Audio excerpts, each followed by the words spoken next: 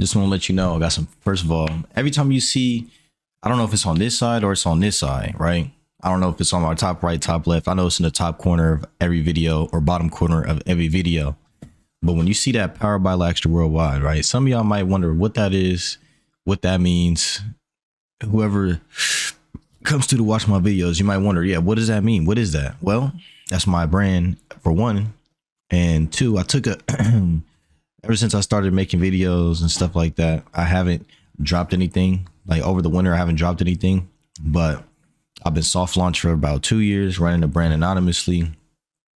And the brand has an Instagram page, and the Instagram page is Laxter_worldwide. I'll drop the link in the description, and I got some stuff coming for y'all soon, man. So just stay tuned. That's all I'm saying. Just stay tuned. But anyways, look, another day in boxing, another day of racism, man. I knew that it was going to be interesting when they did the press conference, because I knew that I was curious as to how the media would go about the situation with Ryan and Devin, as far as Ryan cheating and, you know, Devin going through what he went through on the internet. I wasn't sure if they were going to play into it or if they were going to be honest. But then whenever is the media honest, even in the face of, you know, some blatant bullshit, the media is almost never honest, especially in boxing, where it's all about race, nationality, and pride in that order. So what happened was Todd Grisham, they're having the press conference, right? Todd Grisham asked Devin about the punishment that he received during the Ryan fight. And Devin had to check him because Todd Grisham was recognizing Ryan as if Ryan won the fight fair and square, and there was no controversy and there was no PED involvement, which allowed Ryan to feel comfortable enough to finally start speaking up, because he figured out, hey, the media is still on my side. The media still doesn't fuck with black fighters like that. So he starts to say, oh, I'm ready to just be on Devin and Haney again in a rematch, blah, blah, blah, right? Because remember, he's fighting Rolly Romero, and Rolly Romero is going to get knocked out. He's going to get knocked out, bro. You know what I mean? He's not really an issue. But Ryan Garcia then starts to pop his shit. This is the first time once he knew it was safe, once he knew it was clear, once he knew that they were on his side, the media was on his side, he decides to start popping his shit. And Devin Haney is like, bro, you cheated and everything like that. And the fans start booing because, again, we're in LA. LA is Mexico. Vegas is Mexico. A lot of race fans in LA and California, a lot of race fans in Vegas, a lot of race fans and on just on the West Coast in general, because you have a guy who most of these guys on the card are from LA, Mexican. I'm pretty sure Devin is the only black dude on the card. Tiafimo is from New York, but he's Hispanic, and they fuck with him because he's a Hispanic dude. So you feel me? And I mean, I knew it was gonna look like that. You got people wearing I don't know if they're necessarily. It's funny whenever people are fighting Devin, all of a sudden they want to wear Jesus shirts because they know he's Muslim. You feel me? They want to mock everything that Devin Haney is on a personal level, and because they can't fuck with him as a fighter.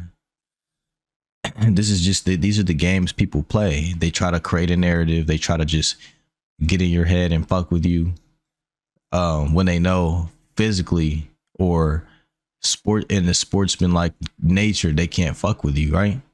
So again, they're playing all these games on stage. Devin does the face off with his with Ramirez, and he shakes his hand, because at the end of the day, the way they conducted themselves on the stage, even though all of this bullshit is going on, is as if they're like, man, we above this shit. We're not going to play these games, man. You know what I mean? We're not going to play these games, man. So he looks him in his face, regular, shakes his hand, boom, they shake hands, boom. Mind you, the guy is wearing a shirt that's mocking his religion. And we're just going, you can tell they're doing it on purpose, because you don't ever see these niggas come out with all of this big, you like, come on, man. You know what time it is. If you're not a fool, pay attention, bro. Keep up. So then afterwards, Bill Haney catches Todd Grisham. If you don't know who Todd Grisham is, Todd Grisham, he does commentary for the Zone and he reports for the Zone. Him and Chris Mannix both, they have had their history of bias towards non-black fighters, and they've expressed similar talking points to the race fans on the internet and on Twitter, right? Whether it be straight misinformation or just a bias. Even if someone is winning the fight, they'll spin a narrative like if it's an Andy Cruz or a Devin Haney or even with a David Morrell. If you want, if I challenge you to go watch some of these fights that Todd Grisham calls, which is most of the Zone fights for some of these talented undefeated black fighters, and just listen to him call the fights. You can hear it right there. It's clear as day. You know what I mean? But while he's sprinkling these things in the commentary, now you get him on stage, and the first thing he does is he treats Ryan Garcia as if he won the fight, and as if there was no cheating, no positive anything, no, they just treat it as if it was a normal fight, which I had a feeling it was gonna play out like that, right? And then they treat Devin Haney as if, they're giving him backhanded compliments. They're saying things like, okay, basically, he's like, how was your chin? He's asking him like, man, how was your chin? Do you think you still have the same chin? And this and that. He's like, and Devin Haney is having to, instead of talking about the fight at hand, now he's having to defend and check this reporter, because the reporter is giving backhanded compliments when he's like, man, I didn't get knocked out, bro. I already proved I had a chin in that fight. I've proved I had a chin in a number of my fights. I've never been knocked out. And the only time I got knocked down was by a nigga who was on PEDs. And I didn't even get slept. Not to mention he won 8 of those rounds. So again, he checked him, and then the reporter's like, well, I mean, you proved you had heart, but I don't know if you proved you had chin. Giving a backhanded compliment. So then after that, Bill Haney catches him in traffic, does an interview, and says this live for Ring Magazine. Mind you, these dudes that were working for the Zone now, working for Ring Magazine, working for Turkey, bro. It's crazy how these niggas just bounce around like hoes. But catches him in traffic. This is what he told him. And you're full of shit. Me? You're full of shit. And I hope that this is what you guys wanted to do. It's a fucking circus act. Devin is a real fighter, and you showed no respect up there. You showed no respect for what he's done for boxing. He's a 2-division champion, an undisputed champion, and you're a piece of shit. Well, that's not kind of you to say. Well, I mean, I'm just telling you the truth. Well, why are the fans booing him then? So again, he just showed his hand, because the fans that are booing him are the race fans that have been cheering Ryan on while he's been saying, fuck Muslims, fuck all black people. I want to revive George Floyd and kill him again. Those are the fans that are booing him, for one. Two, again, we're in LA. They all fuck with Hispanics out there in boxing. That most times, if you go to the West Coast as a black fighter, you will be booed. They were cheering for Lomachenko when he fought him. And this nigga's from fucking Ukraine. I mean, he trains in LA, but come on, bro. We know what time it is. That's obvious. Well, I mean, that's because a part of it. We are in LA. This is a great boxing market, right? But it's made up predominantly of Hispanic fans that cheer for Ryan Garcia, and that's quite all right. Well, it's okay. It's okay to be the bad guy. But listen, and it's okay to be the bad guy. But then again, every time you have a successful black boxer in a sport, the first thing they always try to do is tell you to play the villain. I remember when, who was it? I think it was Bernardo. Was it Bernardo on ESPN? I don't remember if it was Bernardo, if it was Mark Kriegel. I think it was Mark Kriegel, but he was doing commentary on one of Shakur's fights when he was fighting Caraballo. I always bring this fight up, and he said, how is he going to be a great fighter, African American, and successful without playing the villain? This is the thing they try to put on us all the time. If you're not playing into that role, like you see a lot of the times black fighters become jaded. Tank Davis, he tried to play this role and it ended up backfiring on him because now people are looking at his resume and speaking on him in a way that they weren't speaking on him before, right? They used to look at him a certain way, but then he tried to play the villain and be like, whatever. But in his last fight, when he got the draw, and the favor was clear. They clearly did a favor for him because of how much money was at stake, and all of you had Vegas on the line, you had a lot of people on the line, so they did him a favor, bro. And all the fans were booing him like, why you know what I mean? He tried that shit though. He tried to be like, oh, fuck all them. What have they done and all that? That shit only lasts so long. None of that is genuine though. It don't put you on the right side of history. They try to make it to where, look, you got all these white fighters that can be quiet and humble and all this type of stuff, like how people are. You got these Mexican fighters that can say racist things to you. Teofimo Lopez, Ryan Garcia, you know what I mean? And then the other Hispanic fighters that don't check any of their boys at all. They just let that shit rock. Mind you, they're all losing to black fighters more often than not, historically. So again, all we've ever done was be highly skilled, humble, and try to stick close to the family and shit in the sport. You know, you have your outlying superstars that were heavy partiers and drinkers and stuff. Mike Tyson and all them dudes from the 80s. It was a wild time. You know what I mean? But as far as people ever since Floyd Mayweather showed up, I promise you, they've been trying to make black fighters to be the villain ever since Money Mayweather spawned out. Not everyone wants to be the fucking villain if as a black fighter, bro. They clearly don't care to be the fucking villain. They hardly even do. They're like Bill Haney, as much as he does talk, you don't see him very, very much unless it's time for a fight to be made, or they already have a fight made and they're about to fight. So I don't know where this villain shit comes from, but to them, black equals villain for some reason, because you're just so good that they want you to be a villain now. So we can instead of it being obvious that we're racist, we can justify our hate for you by just saying, oh, he's playing the villain. What happens if these niggas don't want to play the villain? Then you just look like a fucking asshole.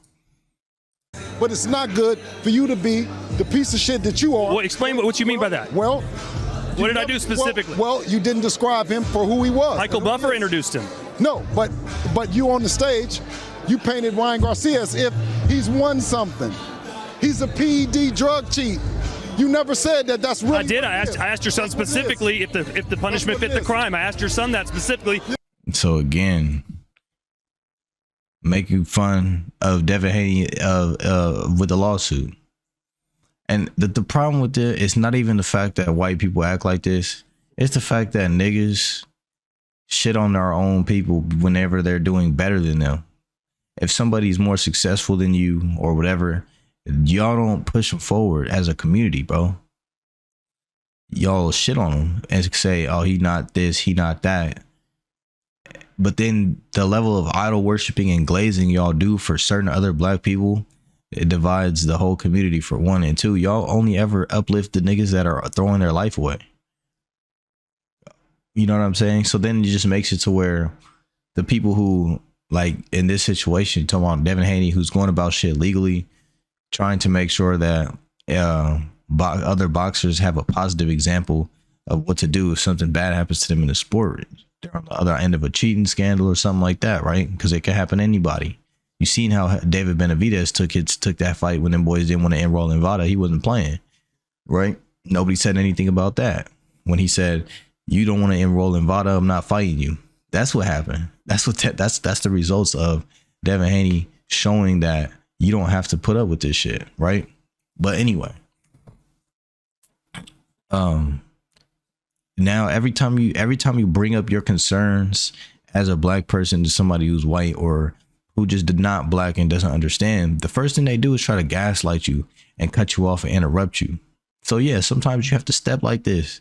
He said, you didn't introduce my son, or you did. What'd you say? You didn't. Basically, he's saying he didn't speak upon his son in reality of what he is. Right, two-time, two-weight division champion, undisputed, youngest undisputed fighter, and now you got Todd Grisham saying, "Well, Michael Buffer introduced him." just immediately gaslighting the nigga, bro. You didn't even let him finish his sentence. He has to cut you off. This is the shit I be talking about, my nigga. Yeah. And he said he was at peace at it. Yeah, well, I mean, the punishment is one thing, but how you describe what that fighter is and what he is, you didn't do.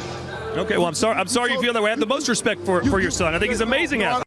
Now, I'm gonna leave it at this. When somebody says, I'm sorry you feel that way, they basically are telling you, I don't care about how you feel.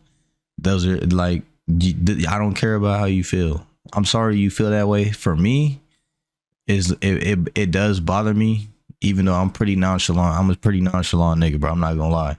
But when you tell me as a man, if another man is this petty and this sassy and this arrogant in my face, bro, you liable to get socked out. Now, politics aside, somebody tells you, oh, I'm sorry you feel that way, in his best customer service voice, I'm telling you, that's really, that'll make you want to sock a nigga out, bro. Because, again, that literally means, yeah, I mean, what you're saying, I'm not sorry for the fact that I portrayed your son as a villain and uplifted this racist drug cheat, because that's the program over here. That's what they pay me to do. That's what I signed up for at the Zone, right? As a part of, it's not even the network's fault. It's really just the media. Because Sergio Mora, he a 100, bro. I fuck with him. Chris Mannix a buster. You know what I'm saying? Todd Grisham a buster. I'm not gonna lie. It's other busters on different networks though too. Tim Bradley a buster, bro. Mark Kriegel, he a buster, bro. Sometimes Bernardo, Abner Morris, I fuck with him. He's 100. You know what I mean? There's just different people on different networks. The PBC crew is the only crew that keeps it 100, but that's because it's black owned.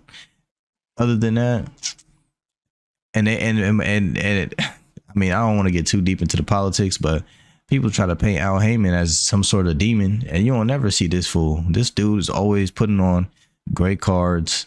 He's bringing up great talent. Cormel Moden is a dangerous fighter, and he's fighting good opposition. He's a 17-year-old pro, I think he's 18 now, and he's socking a grown man out who are undefeated. You know what I mean? Cooking undefeated fighters. So PBC, they always been doing it good over there, man. Always. But when it comes to these other networks, and you start pointing out the real flaws in how they do things and the program, the obvious too. Like, it's not even some hitting. He's talking about what happened on stage a few minutes ago. All you get for that is, I'm sorry you feel that way. And you're in his best customer service voice. See, white people, that's why we don't fuck with y'all, man. Because of shit like that. The level of arrogance that exists in some of the Europeans to say, it's almost as if this man is looking at, like, in his eyes, he's actually treating Bill Haney as if he's an animal, and his animal is barking. I'm not even lying. That's how he looks at him. So we'll see how the rest of this rolls out.